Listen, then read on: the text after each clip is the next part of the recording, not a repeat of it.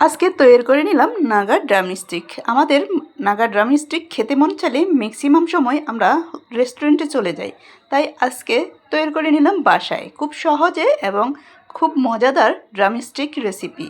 চলুন আজকে আপনাদের সাথে শেয়ার করব। প্রিয় দর্শক, আসসালামু আলাইকুম, ওয়েলকাম টু মাই চ্যানেল। কেমন আছেন সবাই? আশা করি সবাই ভালো আছেন। যে যেখানে আছেন সুস্থ আছেন, নিরাপদে আছেন। যে যেখান থেকে ভিডিওটি দেখতেছেন শুরুতে একটা লাইক দিয়ে ফুল ভিডিওটি দেখার অনুরোধ রইল। আজকে আপনাদের সাথে শেয়ার করব নাগা ড্রামস্টিক। খেতে যেমন অনেক মজার আর দেখতেও কিন্তু অনেক সুন্দর হয়েছে। চলুন আমি কিভাবে তৈরি করেছি আপনাদের সাথে শেয়ার করব। খুবই জুসি জুসি হয়েছে আর দেখতেও কিন্তু অসাধারণ হয়েছে। যদি থাকে 4 থেকে 5 পিস চিকেন, তাহলে তৈরি করে নিন ঝটপট বাসায়, তাহলে আর আপনাকে রেস্টুরেন্টে যেতে হবে না। তো আমার এখানে লেগ পিস ছিল 4 পিস আর বুকের সাইডের 1 পিস ছিল। তো প্রথমে এখন আমি এখানে নিয়ে নিলাম ধনিয়া পাতা আর 3টা বোম্বাই মরিচ, যেটাকে বলে নাগা মরিচ। তো এখানে আমি ধনিয়া পাতা দিয়ে দিলাম কিছু, আর এখানে 3টা নাগা মরিচ দিয়ে দিলাম। এখন আমি এখানে দিয়ে দিব 1 টিস্পুনের মতো ভিনেগার।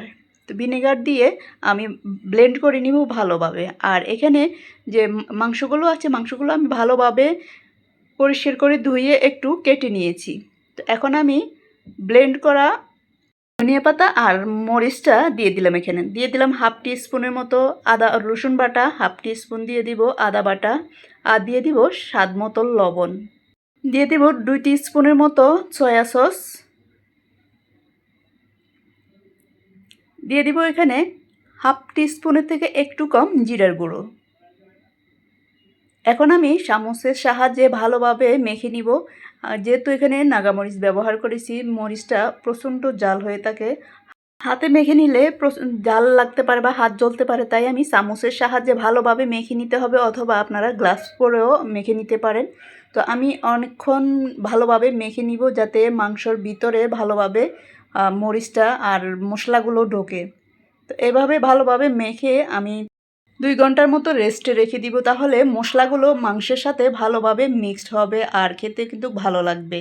তো আমি চামচের সাহায্যে অনবরত ভালোভাবে নেড়ে চেড়ে ভিতরে যাতে মশলাটা ঢোকে ওইভাবে নেড়ে চেড়ে রেখে দিব। আর এই চিকেন ড্রামস্টিকটা বেশিরভাগে জাল দিয়ে তৈরি করা হয়, আর যখন বাচ্চারা খাবে আপনারা জালটা পরিমাণটা একটু কমাই দিবেন। তো আমি 2 ঘন্টা পর ফিরে আসলাম। এখন একটা ডিম নিয়ে নিলাম, ডিমটা ভালোভাবে আমি ফেটে নিব। একটু সময় নিয়ে ভালোভাবে ফেটে নিব। তো আমার ডিমটা ফাটা হয়ে গেল। এখন আমি চিকেনগুলো নিয়ে নিব, আর চিকেনগুলো আরও একটু মেখে নিব। যখন আমি 2 ঘন্টা পরে এসে একটু হাতের সাহায্যে ভালোভাবে মেখে নিব। দেখুন কালারটা কি সুন্দর হয়েছে, মাংসর সাথে খুব ভালোভাবে মিক্সড হয়ে গেছে।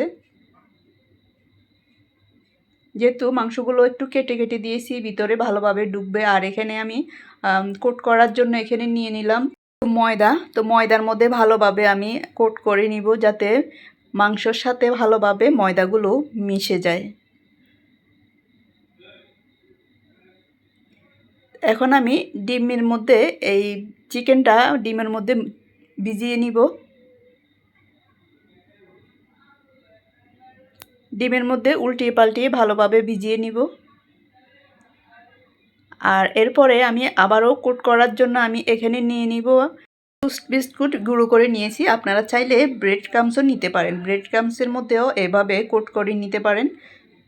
তো আমি আমার বাসায় টোস্ট বিস্কুট ছিল, তাই আমি এই টোস্ট বিস্কুটগুলো ক্রামস করে নিয়েছি। তো এখন ভালোভাবে কোট করে নিব হাতে চেপে চেপে।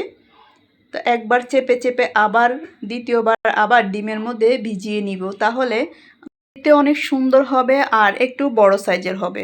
তো আমি আবার ডিমের মধ্যে এখন ভিজিয়ে নিব। আপনারা কম বেশ করে তৈরি করতে পারেন। আমি মাত্র 4-5 পিস তৈরি করেছি, তার জন্য ডিম একটা লেগেছে, আর বেশি প্রয়োজন হয় নাই। সেম দ্বিতীয়বার আবারও বিস্কিটের গুঁড়োর মধ্যে আবারও কোট করে নিব। একটু চেপে চেপে নিতে হবে যাতে গুঁড়োগুলো ভালোভাবে চিকেনের সাথে মিক্সড হয়, বা ভালোভাবে চিকেনের সাথে ভালোভাবে যাতে সেট হয়। খেয়াল রাখতে হবে যাতে এগুলো আলাদাভাবে যাতে খুলে না আসে, ভালোভাবে চেপে চেপে দিতে হবে। একটু হাতের সাহায্যে আমি চেপে চেপে দিচ্ছি।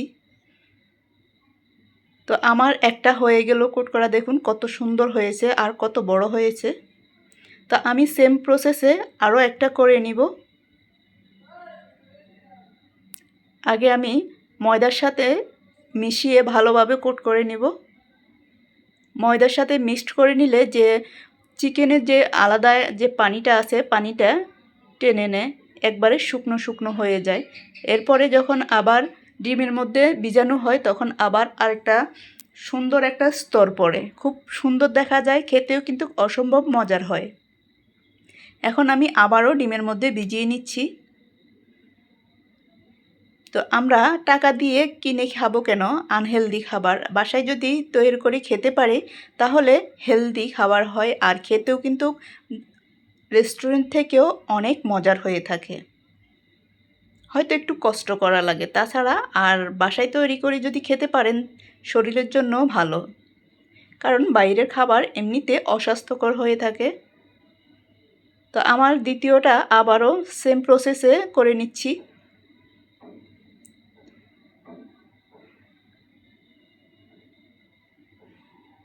আবার আমি কোট করে নিব। আর এ ধরনের চিকেনগুলো বেশিরভাগ বাচ্চারা পছন্দ করে বেশি, তবে বড়রা যখন খায়, যেহেতু এগুলোর মধ্যে বেশিরভাগ জাল দেওয়া হয়, তো জালটা আপনারা বাচ্চারা যদি খেয়ে থাকেন তাহলে জালটা একটু কম দেওয়ার চেষ্টা করবেন, কারণ বাচ্চারা জাল খেতে পারে না, তাই একটু জাল কম দেওয়ার চেষ্টা করবেন। আর নিজেরা বড়রা খেলে জাল দিয়ে খেতে পারেন। তো কড়াই বসিয়ে দিয়েছি, এখানে আমি পরিমাণ মতো তেল দিয়েছি, ডুবো তেলে ভাজি করব, তাই আমি ওই পরিমাণ তেল দিয়ে দিলাম। তেলটা যখন কুসুম গরম হয়ে আসবে এক এক করে আমি 2 পিস করে দিব, কারণ একবারে গরম হয়ে গেলে তেলের মধ্যে যখন আপনি চিকেনটা দিবেন তাহলে সাথে সাথে সবগুলো খুলে যেতে পারে, তাই একটু যখন কুসুম কুসুম গরম হবে তখন ছেড়ে দিবেন। আর দেখবেন চিকেন থেকে যে আলাদার যে স্তরটা আছে কখনো খুলবে না, খুব সুন্দরভাবে হয়ে যাবে। তবে এই চিকেনটা একটু যখন ভাজবেন একটু মিডিয়াম টু লো হিটে রেখে তারপরে ভাজতে হবে, তাহলে ভিতরে মাংসটা ভালোভাবে সিদ্ধ হবে। হাই হিটে রান্না করলে আপনার মাংসটা সিদ্ধ হবে না, উপরের যে অংশটা আছে অংশটা পুড়ে যাবে। তো আমি উল্টিয়ে পাল্টিয়ে চুলার আঁচটা মিডিয়াম টু লো হিটে রেখে ভালোভাবে ভেজে নিয়েছি। দেখুন কালারটা কত সুন্দর হয়েছে। এখন আমি এক এক করে নামিয়ে নিব।